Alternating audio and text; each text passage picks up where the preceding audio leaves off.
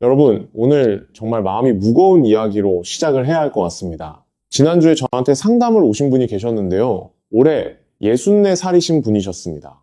경기도 수원에서 오셨고요. 퇴직하신 후에 손주들과 시간을 보내며 건강하게 지내고 계신다고 하셨어요. 그런데 최근 건강검진에서 당뇨 전 단계 판정을 받으셨다는 겁니다. 그분이 저한테 이렇게 말씀하시더라고요. 선생님, 저 정말 건강하게 먹으려고 노력했거든요. 라면 끊고, 흰밥 줄이고, 월남쌈도 먹고, 카레도 먹고, 과일도 챙겨 먹었는데 왜 이런 결과가 나온 건지 모르겠어요. 이 말씀을 들었을 때 저는 정말 가슴이 철렁했습니다. 그 이유를 오늘 여러분께 모두 말씀드리겠습니다.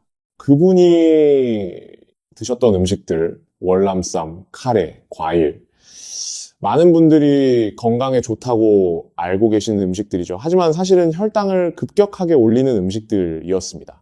그리고 더 무서운 건 이런 음식들이 아무런 증상 없이 조용히 우리 췌장을 무너뜨린다는 겁니다.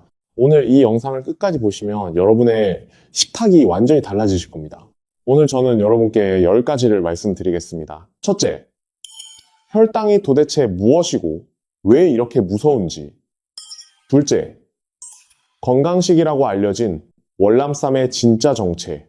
셋째, 카레와 김밥이 혈당에 미치는 충격적인 영향. 넷째, 라면을 먹더라도 혈당을 지키는 방법. 다섯째, 채소에도 혈당을 올리는 채소가 있다는 사실.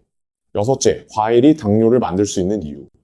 일곱째, 아침 공복 커피가 혈당에 미치는 영향. 여덟째, 깻잎과 올리브유로 혈당을 지키는 방법. 아홉째, 당뇨가 이미 시작됐을 때 나타나는 신호들. 그리고 10번째, 오늘부터 당장 실천할 수 있는 3가지 방법. 이 10가지를 모두 알고 나시면 여러분의 혈당 관리가 완전히 달라지실 겁니다. 특히 오늘 음식에 대해 잘못된 상식을 가지고 계셨다면 이 영상이 그 상식을 완전히 바로잡아 드릴 겁니다. 자, 그럼 지금 바로 시작하겠습니다. 먼저 혈당이 무엇인지 그리고 왜 이렇게 중요한지부터 알아보겠습니다. 혈당이라는 말 많이 들어보셨죠? 그런데 혈당이 정확히 무엇인지 그리고 혈당이 올라가면 우리 몸에서 무슨 일이 벌어지는지 정확히 아시는 분은 사실 많지 않습니다. 대한내분비학회 발표에 따르면 우리나라 40세 이상 성인 중 혈당 관리의 기본 원리를 제대로 이해하고 있는 분은 전체의 27%에 불과하다고 합니다. 나머지 73% 분들은 혈당에 대해 잘못 알고 있거나 아예 모르고 계신다는 거죠. 오늘 그 오해를 모두 풀어드리겠습니다. 혈당이란 혈액 속에 녹아있는 포도당의 농도를 말합니다. 우리가 밥을 먹으면 탄수화물이 소화되어 포도당으로 변하고 이 포도당이 혈액으로 들어갑니다. 그러면 혈당이 올라가죠. 혈당이 올라가면 췌장에서 인슐린이라는 호르몬이 분비됩니다. 인슐린은 마치 열쇠와 같아요. 세포의 문을 열어서 포도당이 세포 안으로 들어갈 수 있게 해주는 역할을 합니다. 쉽게 말씀드리면 혈액 속 포도당을 세포 안으로 집어넣어서 에너지로 쓸 수 있게 해주는 거예요. 그런데 문제는 여기서 시작됩니다. 식사를 할 때마다 혈당이 급격하게 올라가면 어떻게 될까요? 췌장이 엄청난 양의 인슐린을 한꺼번에 분비해야 합니다. 처음에는 췌장이 버텨냅니다. 하지만 이런 일이 매일 몇 끼 반복되면요, 췌장이 점점 지쳐갑니다. 의학 용어로는 베타세포 피로라고 합니다. 베타세포가 인슐린을 만드는 공장인데 그 공장이 과부하로 망가지기 시작하는 거죠. 그리고 어느 날 갑자기 탈진하면서 당뇨로 이어지게 됩니다. 서울대학교 병원 내분비내과 연구팀이 5년간 추적 조사한 결과 식후 혈당이 급격하게 오르는 패턴이 반복될수록 당뇨 발병 위험이 3.4배 높아진다는 결과가 나왔습니다. 그런데 더 무서운 사실이 있어요. 이 과정에서 대부분의 분들은 아무런 증상을 느끼지 못합니다. 당뇨라는 병이 조용한 살인마라고 불리는 이유가 바로 이것입니다. 증상 없이 조용히 서서히 췌장이 무너지는 거예요. 그렇다면 어떻게 해야 할까요? 가장 중요한 건 혈당을 급격하게 올리는 음식이 무엇인지 정확히 아는 것입니다. 그런데 여기서 충격적인 사실이 있습니다. 대부분의 분들이 건강하다고 알고 드시는 음식들 중에 혈당을 급격하게 올리는 것들이 있다는 거예요. 그 음식들을 하나씩 알아보겠습니다. 자, 지금까지 혈당이 무엇인지 그리고 혈당이 급격하게 오르면 어떤 일이 벌어지는지 말씀드렸습니다. 췌장 베타세포가 지쳐서 당뇨로 이어진다. 기억하시죠? 그런데 다음에 말씀드릴 내용이 더욱 중요합니다. 계속 들어주세요. 두 번째입니다. 많은 분들이 건강하다고 알고 드시는 음식 월남쌈에 대해 이야기해 드리겠습니다. 저도 처음에 이 사실을 알았을 때 정말 놀랐습니다. 월남쌈, 건강식이라고 아시죠? 고기도 들어가고 채소도 들어가고 신선한 음식이니까 당연히 몸에 좋다고 생각하실 겁니다. 그런데 정말일까요? 아닙니다. 사실은 전혀 다릅니다. 문제는 라이스 페이퍼에 있습니다. 라이스 페이퍼, 그 얇고 투명한 거 있잖아요. 그게 사실 흰쌀로 만든 정제 탄수화물입니다. 굉장히 얇기 때문에 양이 별로 없을 것 같죠. 그런데 질병관리청 영양 데이터에 따르면 라이스 페이퍼 한 장에는 흰 밥의 약 19%에 해당하는 탄수화물이 들어있습니다. 그러면 10장을 먹으면 어떻게 될까요? 맞습니다. 밥 2공기 가까이를 드신 거예요. 그리고 우리가 별 생각 없이 월남쌈을 먹을 때 보통 10장에서 20장을 먹잖아요. 그러면 밥 2공기에서 4공기를 드신 거나 다름없습니다. 그런데 여기서 더 무서운 사실이 있습니다. 일반 밥은 씹는 과정에서 천천히 소화가 됩니다. 그런데 라이스 페이퍼는 굉장히 얇고 이미 얇게 펴진 상태라서 씹는 시간도 거의 없이 곧장 포도당으로 변환되어 혈액으로 흡수됩니다. 같은 양의 탄수화물이라도 훨씬 빠르게 혈당을 올리는 거예요. 세브란스 병원 소화기 내과 연구팀의 혈당 측정 실험에서 월남쌈 10개를 섭취했을 때 식후 30분 혈당 상승폭이 흰밥 반 공기보다 더 높게 나타났다는 결과가 있습니다. 거기다가 월남쌈을 드실 때 빠지지 않는 게 있죠. 소스입니다. 그 소스에 뭐가 들어있을까요? 땅콩 소스, 스위트 칠리 소스, 이런 소스들은 설탕이 굉장히 많이 들어있습니다. 라이스 페이퍼라는 정제 탄수화물에 설탕이 가득한 소스까지 찍어 드시는 거예요. 이건 혈당을 폭발시키는 조합입니다. 실제로 부산에 사시는 68세 어르신 이야기를 해드릴게요. 그분은 매주 한 번씩 가족들과 월남쌈 식당에 가셨습니다. 손주들이 좋아하니까요. 건강한 음식이라고 생각하셔서 걱정 없이 드셨는데 연속 혈당 측정기를 달고 확인해 보니 월남쌈을 드신 후 혈당이 2시간 동안 정상 범위를 훨씬 초과한 상태를 유지했습니다. 그분이 이걸 알고 나서 얼마나 놀라셨는지 모릅니다. 나는 건강하게 먹는다고 생각했는데 라고 말씀하셨어요.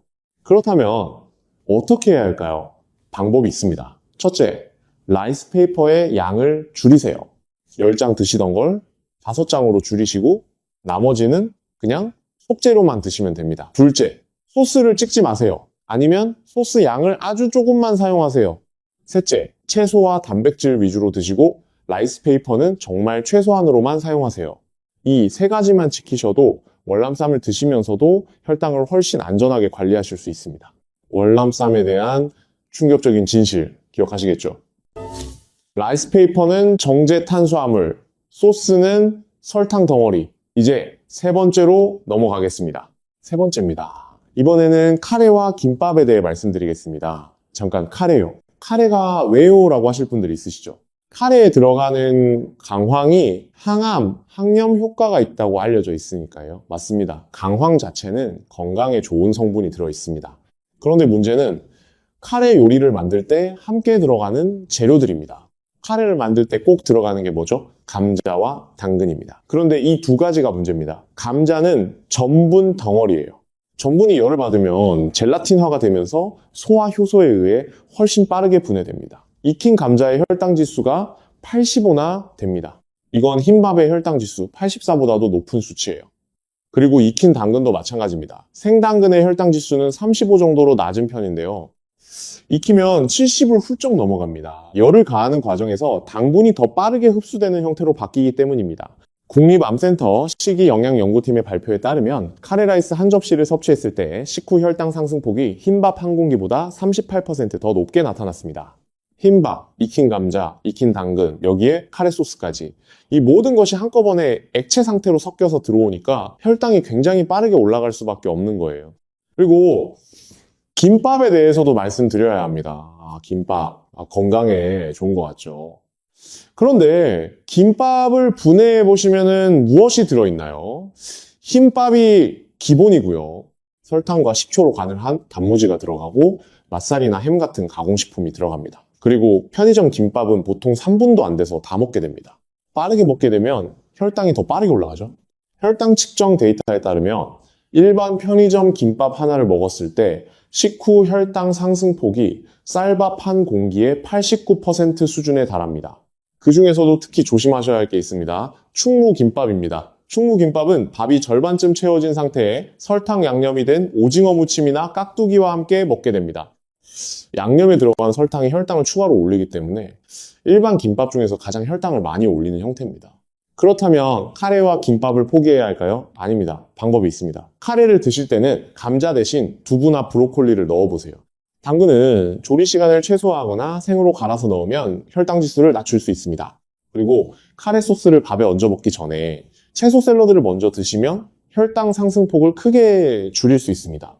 김밥의 경우에는 흰밥 대신 현미밥으로 만든 김밥을 선택하시거나 계란지단을 많이 넣어서 단백질과 지방이 탄수화물 흡수를 늦춰주도록 하면 훨씬 안전하게 드실 수 있습니다. 요즘은 키토 김밥이라고 해서 밥 대신 콜리플라워 라이스를 사용한 김밥도 있으니 참고해보세요. 자, 지금까지 세 가지를 말씀드렸습니다. 혈당의 원리, 월남쌈의 진실, 카레와 김밥의 숨겨진 위험, 이 세 가지만 알고 계셔도 식탁이 많이 달라지실 겁니다. 그런데 아직 더 중요한 내용이 남아 있습니다. 계속 보주세요. 네 번째입니다. 라면에 대해 말씀드리겠습니다. 라면, 당뇨에 나쁘다고 다들 아시죠? 맞습니다. 하지만 이렇게 생각하시는 분들도 많아요. 어차피 라면은 나쁜 거니까 그냥 먹어버리자. 아닙니다. 조금만 방법을 바꾸면 혈당을 훨씬 덜 올리면서 드실 수 있습니다. 오늘 그 방법을 알려드리겠습니다. 라면에 왜 혈당이 많이 올라갈까요? 첫째는 면 자체가 흰 밀가루로 만든 정제 탄수화물이기 때문입니다. 그리고 튀김면의 경우 포화지방이 함께 들어있는데요. 하버드 의과대학 영양역학 연구팀의 연구에 따르면 정제 탄수화물과 포화지방이 동시에 들어오면 각각을 따로 먹을 때보다 인슐린 저항성이 평균 2.3배 높아진다는 결과가 있습니다. 이 두 가지가 결합된 게 사실 혈당과 췌장의 가장 나쁜 조합입니다. 그렇다면 어떻게 하면 좋을까요? 세 가지를 바꿔보세요. 첫째, 면의 종류를 바꾸거나 기름을 줄이세요. 일반 라면 대신 겉면으로 바꾸시면 튀김 기름을 많이 줄일 수 있습니다. 겉면을 구하기 어려우시다면 일반 라면을 끓일 때 한 번 끓인 후 기름물을 버리고 다시 끓이는 방법을 사용하세요. 이렇게만 하셔도 지방 함량이 눈에 띄게 줄어듭니다. 둘째, 식전 방어를 하세요. 라면을 드시기 전에 건강한 지방이나 단백질을 먼저 드시면 혈당 상승폭이 크게 줄어듭니다. 올리브유 한 숟가락이나 삶은 계란 하나를 먼저 드시는 거예요. 아니면 라면 안에 계란을 풀어 넣거나 시금치나 청경채 같은 채소를 듬뿍 넣어 드셔도 좋습니다. 서울아산병원 임상영양팀이 발표한 자료에 따르면 단백질과 지방을 탄수화물과 함께 섭취하면 혈당 상승 속도가 평균 41% 느려집니다. 셋째, 그리고 이건 정말 중요합니다. 라면을 드신 후 밥을 말아 드시면 절대 안 됩니다. 라면 자체도 탄수화물이 굉장히 많은데 거기에 흰밥까지 말아 드시면 췌장에 정말 감당할 수 없는 부담이 됩니다. 나트륨도 이미 라면 국물로 충분히 섭취하셨는데 밥까지 추가하시면 몸이 남아날 수가 없어요. 라면 드실 때는 반드시 그 자체로만 드시고 오히려 재료를 풍성하게 넣어서 근사한 한 그릇 요리로 드시는 것을 권해드립니다. 전주에 사시는 66세 어르신이신 문재호 어르신 이야기를 해드릴게요. 그분은 라면을 좋아하시는데 당뇨 전 단계 판정 후에 이 방법을 실천하셨습니다. 겉면으로 바꾸고 계란 2개 풀어넣고 시금치 한 줌 넣고 밥은 절대 말지 않기. 이 세 가지만 바꾸셨는데 한 달 후 공복 혈당이 17포인트 낮아지셨습니다. 라면을 완전히 끊은 게 아니라 방법을 바꾸신 거예요. 자, 라면에 대해 정리해 드렸습니다. 겉면으로 바꾸기, 식전 단백질 먼저, 밥 말아 먹지 않기, 이 세 가지 기억하시죠? 이제 5번째로 넘어가겠습니다. 5번째입니다. 채소에 대한 이야기인데요. 잠깐, 채소가 왜요? 채소는 다 몸에 좋은 거 아닌가요? 저도 처음에는 그렇게 알고 있었는데요. 사실은 채소를 크게 두 종류로 나눌 수 있습니다. 혈당을 올리지 않는 비전분성 채소, 그리고 혈당을 올릴 수 있는 전분성 채소입니다. 비전분성 채소는 우리가 흔히 아는 초록색 파릇파릇한 채소들입니다. 시금치, 브로콜리, 상추, 양배추, 오이, 청경채 같은 것들이죠. 이런 채소들은 탄수화물 함량이 낮고 식이섬유가 풍부해서 오히려 혈당 상승을 늦춰주는 역할을 합니다. 마음껏 드셔도 됩니다. 그런데 전분성 채소는 이야기가 다릅니다. 감자, 고구마, 옥수수, 단호박, 당근 같은 것들인데요. 이 채소들에는 전분, 즉 탄수화물이 굉장히 많이 들어 있습니다. 그리고 앞서 말씀드렸듯이 열을 가하면 혈당 지수가 크게 올라갑니다. 대한당뇨병학회 가이드라인에 따르면 당뇨가 있거나 혈당 관리가 필요한 분들은 전분성 채소를 과도하게 섭취하지 않도록 주의가 필요합니다. 실제로 저한테 상담을 오셨던 분들 중에 이런 분이 계셨어요. 선생님, 저 밥을 완전히 끊고 채소만 먹었는데 혈당이 왜 이렇게 오르죠? 그래서 뭘 드셨냐고 여쭤보니 감자찜에 단호박 조림에 옥수수를 드셨다는 거예요. 그분 입장에서는 채소만 드신 건데 혈당 관점에서 보면 전분을 잔뜩 드신 거나 다름없었습니다. 조리법도 중요합니다. 같은 고구마라도 익혀서 드시면 혈당 지수가 75 정도 됩니다. 그런데 생고구마는 혈당 지수가 40 정도에 불과합니다. 익히는 과정에서 전분이 젤라틴화되어 소화와 흡수가 훨씬 빨라지기 때문입니다. 단호박도 마찬가지예요. 굽거나 쪄서 드시면은 생으로 드실 때보다 혈당을 더 올릴 수 있습니다. 그렇다면 어떻게 하면 좋을까요? 첫째, 샐러드를 만드실 때 전분성 채소는 조금만 넣으세요. 감자 한두 조각, 옥수수 몇 알 정도만. 둘째, 꼭 드시고 싶으시다면 가능하면 조리를 최소화하세요. 약간 덜 익혀서 드시면 혈당 지수를 낮출 수 있습니다. 셋째, 전분성 채소를 드실 때는 반드시 단백질과 함께 드세요. 계란, 두부, 생선 같은 단백질이 혈당 상승 속도를 늦춰줍니다. 여러분, 이제 5가지를 말씀드렸습니다. 잠시 정리해드리겠습니다. 첫째, 혈당이 급격히 오르면 췌장이 망가진다. 둘째, 월남쌈의 라이스 페이퍼와 소스가 혈당을 폭발시킨다. 셋째, 카레의 감자와 당근, 김밥의 흰밥과 설탕이 혈당을 올린다. 넷째, 라면은 겉면으로 바꾸고 식전 단백질을 먼저, 밥은 절대 말지 않는다.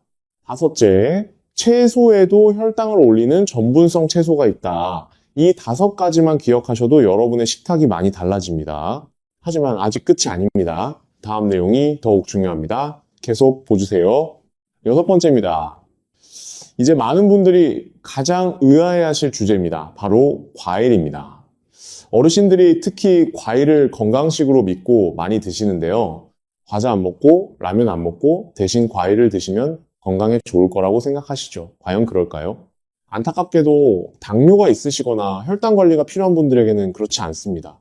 과일에는 천연 포도당과 과당, 자당이 들어있습니다. 천연이라도 당은 당이에요. 혈당을 올립니다. 그리고 과일 중에서도 특히 조심하셔야 할 것들이 있습니다. 첫째, 말린 과일입니다. 건포도, 말린 대추, 건자두 같은 것들인데요. 말리는 과정에서 수분이 다 날아가고 당분만 농축됩니다. 같은 무게로 비교하면 생포도보다 건포도에 당분이 약 7배 가까이 더 들어있습니다. 혈당을 급격하게 올리는 건 당연한 거죠. 둘째, 열대 과일류입니다. 파인애플, 망고, 바나나 같은 것들인데요. 이 과일들은 달달한 맛에서 알 수 있듯이 당분이 높습니다. 특히 잘 익은 바나나는 혈당 지수가 60을 넘어갑니다. 홍시도 마찬가지입니다. 홍시는 감이 완전히 숙성된 상태인데 당분이 굉장히 높아서 혈당을 빠르게 올립니다. 셋째는 귤입니다. 이건 실제 사례로 말씀드리겠습니다. 이 이야기가 정말 충격적입니다. 혈당 관리 전문가이신 분이 직접 자신의 혈당을 측정하면서 귤을 먹어보는 실험을 했는데요. 귤 10개를 먹었더니 혈당이 240 가까이 올라갔다는 겁니다. 일반인도 혈당이 200 이상 나오면 당뇨를 의심해 봐야 하는 수준인데요. 귤 10개로 당뇨 수치가 나온 거예요. 물론 10개라는 게 많은 양이긴 합니다. 그런데 귤은 한번 먹기 시작하면 10개 정도는 훌쩍 먹게 되죠. 따뜻한 방에서 귤 까먹는 거 좋아하시잖아요. 그런데 3개 이상만 드셔도 혈당 스파이크가 발생할 수 있습니다. 당뇨를 철저하게 관리하셔야 하는 분들은 귤을 되도록 피하시는 게 좋고요. 드신다면 하루 2개 정도가 상한선이라고 생각하세요. 그렇다면 과일은 다 피해야 할까요? 아닙니다. 혈당을 덜 올리면서 건강에도 좋은 과일들이 있습니다. 바로 베리류입니다. 블루베리, 딸기, 라즈베리 같은 것들인데요. 이 과일들은 혈당 지수가 낮고 항산화 성분인 안토시아닌이 풍부해서 오히려 당뇨 예방에 도움이 됩니다.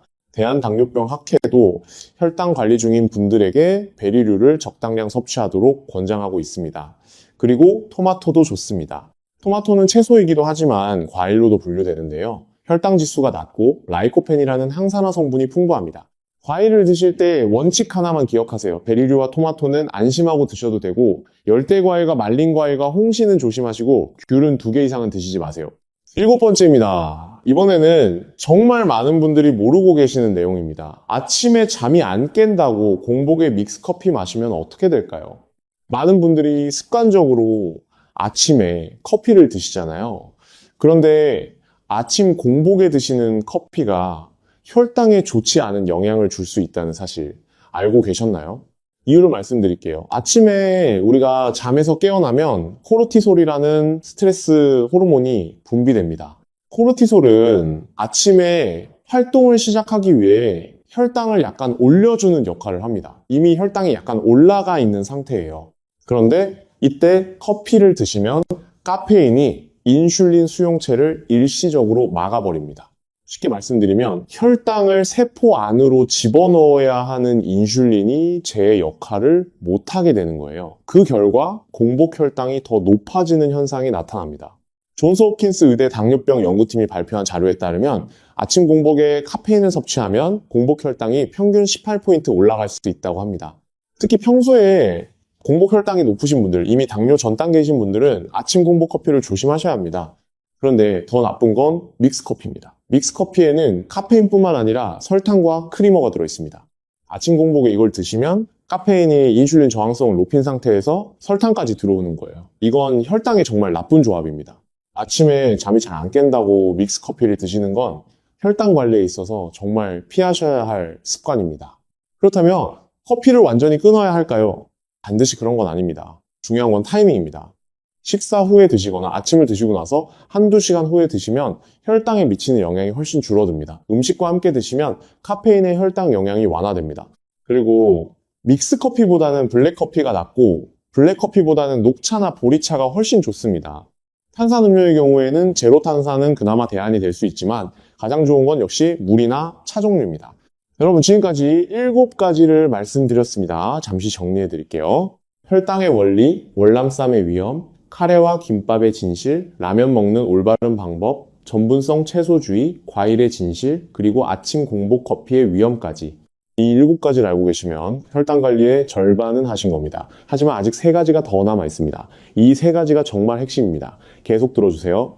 8번째입니다. 이제 희망적인 이야기를 해드릴 차례입니다. 혈당을 낮추는데 정말 효과적인 2가지 식품에 대해 말씀드리겠습니다. 깻잎과 올리브유입니다. 네. 둘 다 우리 주변에서 쉽게 구할 수 있고 비용도 별로 들지 않아요. 그런데 효과는 정말 놀랍습니다. 먼저 깻잎입니다. 깻잎은 우리가 삼겹살 구워 먹을 때 쌈으로 많이 먹는 그 깻잎 맞습니다. 그런데 이 깻잎이 혈당 관리에 탁월한 효과가 있다는 걸 아시는 분이 많지 않아요. 깻잎에는 로즈마린산이라는 성분이 풍부하게 들어있는데요. 이 성분은 강력한 항산화, 항염 효과가 있습니다. 또 루테올린, 비타민 K1, 알파리놀렌산 같은 성분들도 풍부합니다. 이 성분들이 하는 역할을 말씀드리겠습니다. 인슐린이 제대로 작동하려면 인슐린 수용체가 건강해야 합니다. 수용체가 녹슬어 있으면 인슐린이 있어도 세포문이 안 열리잖아요. 그런데 깻잎의 성분들이 이 인슐린 수용체를 보호하고 인슐린 신호체계를 개선해서 인슐린 감수성을 높여주는 역할을 합니다. 쉽게 말씀드리면 녹슨 자물쇠를 기름칠해 주는 거예요. 실제로 서울시 보건환경연구원의 동물실험 연구에서 깻잎 추출물이 혈당 조절에 유의미한 효과를 보였다는 결과가 있습니다. 그리고 실제 사례도 있어요.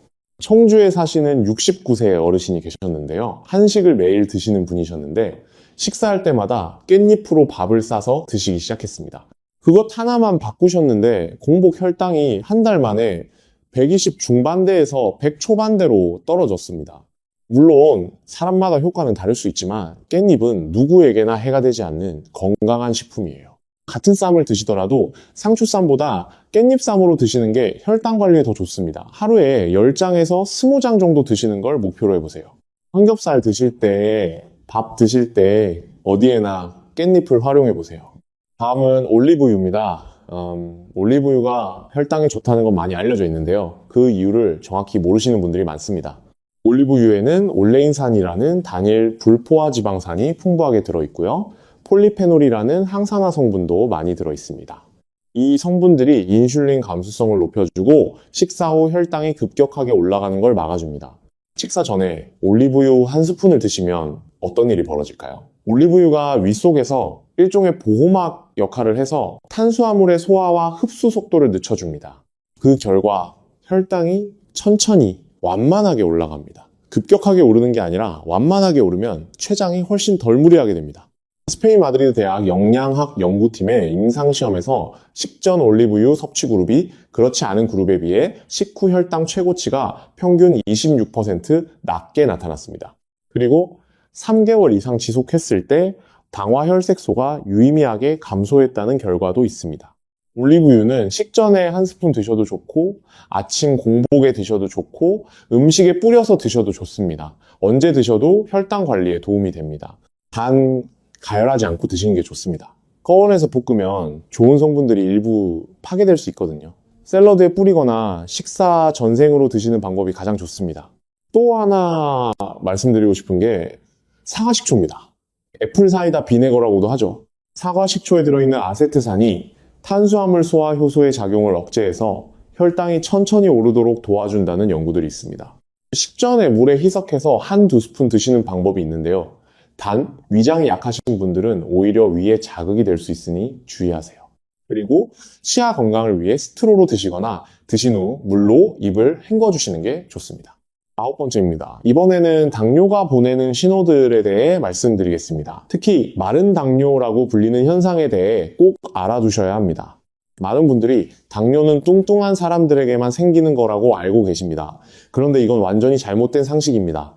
먼저 당뇨의 3다 증상을 알아두세요. 다음 다뇨, 다갈이라고 합니다. 평소보다 물을 더 많이 마시게 되는 다음, 평소보다 소변을 더 자주 보게 되는 다뇨, 그리고 입이 자꾸 마르고 더 먹고 싶어지는 다갈 또는 다식 증상입니다.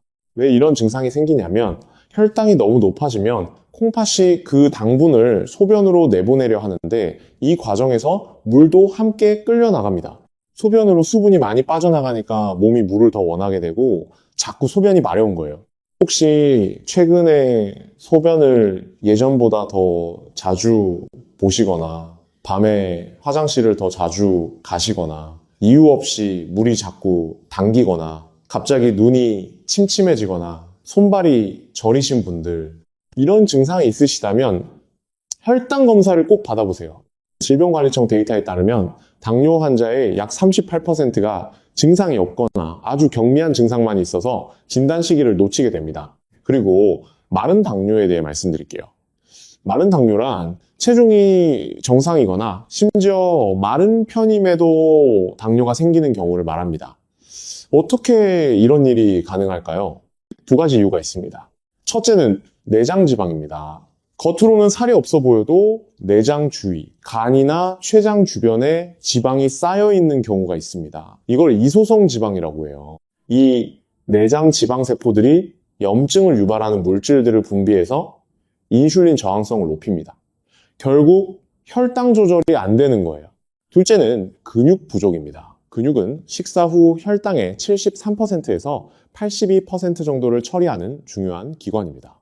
평소에 운동을 안 하셔서 근육이 적으시면 같은 양의 탄수화물을 먹어도 근육이 처리를 못하니까 췌장이 혼자 다 처리해야 합니다. 췌장이 엄청난 과부하를 받게 되는 거죠. 실제로 키 170cm에 체중 58kg인 분이 공복 혈당이 경계선 수준이었는데 자세히 살펴보니 식후 혈당이 급격하게 오르는 패턴이 있었고 결국 당뇨전 단계로 진단된 사례가 있습니다. 겉으로 봐서는 절대 당뇨전 단계일 것 같지 않은 분이셨는데요. 겉으로 마르셨다고 체중이 정상이라고 당뇨에서 안전하다고 생각하시면 안 됩니다. 40세 이상이라면 매년 혈당 검사를 꼭 받으시고 가능하다면 당화혈색소도 함께 검사 받아보세요. 당화혈색소는 최근 3개월간의 평균 혈당을 보여주는 수치라서 공복 혈당보다 더 정확한 지표가 됩니다. 그리고 혈당 스파이크에 대해서도 꼭 아셔야 합니다. 식사 후 혈당이 급격히 올랐다가 떨어질 때 나타나는 반응성 저혈당이라는 게 있습니다. 밥을 먹고 한두 시간 후에 갑자기 졸리고 기운이 없고 짜증이 나고 달달한 게 땡기는 경험 하신 적 있으시죠? 그게 바로 반응성 저혈당의 증상일 수 있습니다. 혈당이 급격히 올라갔다가 인슐린이 과도하게 분비되면서 혈당이 식사 전보다도 더 낮아지는 현상이에요. 이런 패턴이 반복되면 췌장이 극도로 피로해집니다. 그리고 그게 당뇨로 가는 지름길이 됩니다. 10번째입니다. 마지막으로 오늘부터 당장 실천하실 수 있는 3가지를 말씀드리겠습니다. 이 3가지만 실천하셔도 3개월 안에 공복 혈당과 당화혈색소가 개선되는 분들을 정말 많이 봤습니다. 첫째, 야식을 끊고 식사 시간을 앞당기세요. 우리 몸은 낮에 활동하고 밤에 쉬도록 설계되어 있습니다. 밤에 먹으면 낮에 먹을 때보다 혈당이 훨씬 더 많이 오릅니다. 같은 음식을 먹어도요, 세브란스 병원 내분비내과 연구팀의 연구에서 동일한 식사를 낮 12시에 먹은 그룹과 밤 9시에 먹은 그룹을 비교했을 때 밤 9시 그룹의 식후 혈당 최고치가 43%더 높게 나타났습니다. 저녁 식사는 가능하면 해가 지기 전에 마치시고 이후에는 물이나 차 종류만 드세요. 둘째, 식사 간격을 늘려보세요. 간헐적 단식이라고 들어보셨죠? 처음에는 12시간 단식부터 시작하세요. 저녁 7시에 식사를 마치셨다면 다음날 아침 7시에 첫 식사를 하시는 거예요. 이게 익숙해지면 14시간, 16시간으로 조금씩 늘려보세요. 단식 시간 동안 우리 몸은 혈중 인슐린 수치가 낮아지고 세포들이 인슐린에 다시 민감하게 반응하는 상태로 회복됩니다. 처음에는 배가 고파서 힘드실 수 있어요. 그건 정상입니다. 일주일 정도 지나면 익숙해지십니다. 국민건강보험공단 생활습관 개선 연구에서 12주간 간헐적 단식을 실천한 그룹의 공복 혈당이 평균 11.7포인트 낮아졌다는 결과가 있습니다. 셋째, 근력 운동을 시작하세요. 이게 사실 가장 중요합니다. 근육은 혈당을 처리하는 가장 큰 기관입니다. 근육이 많을수록 같은 탄수화물을 먹어도 혈당이 덜 올라가요. 특히 하체 운동이 중요합니다. 우리 몸 근육의 70% 이상이 허벅지, 종아리, 엉덩이에 있거든요. 스쿼트가 어려우시다면 의자에서 일어났다 앉기를 반복하셔도 됩니다. 하루에 30분 이상, 일주일에 4일 이상 하시는 걸 목표로 해보세요. 대한노인의학회 운동요법 연구에서 60세 이상 당뇨 전 단계 환자들이 하체 중심 근력 운동을 12주간 꾸준히 했을 때 당화혈색소가 평균 0.6포인트 낮아졌습니다. 0.6포인트면 당뇨 전 단계에서 정상으로 돌아올 수 있는 수준이에요. 운동하기 어려운 날에는 식사 후 10분에서 15분만 걸어도 됩니다. 식후 걷기가 혈당 스파이크를 낮추는 데 굉장히 효과적입니다. 여러분, 지금까지 정말 많은 내용을 말씀드렸습니다. 마지막으로 오늘의 핵심을 모두 정리해 드리겠습니다. 오늘 우리가 함께 알아본 10가지입니다. 첫째, 혈당이 급격히 오르면 췌장 베타세포가 지쳐서 당뇨로 이어집니다. 췌장을 아껴 쓰는 것이 당뇨 예방의 핵심입니다. 둘째, 건강식이라고 알려진 월남쌈은 라이스페이퍼와 소스 때문에 혈당을 폭발적으로 올릴 수 있습니다. 라이스페이퍼와 술을 줄이고 소스를 최소화하세요. 셋째, 카레에 익힌 감자와 당근, 김밥의 흰밥과 가공식품은 혈당을 급격하게 올립니다. 카레에 두부와 브로콜리를 넣고 김밥은 현미밥이나 키토김밥을 선택하세요. 넷째, 라면은 겉면으로 바꾸고 식전에 단백질이나 지방을 먼저 드시고 절대 밥을 말아 드시지 마세요.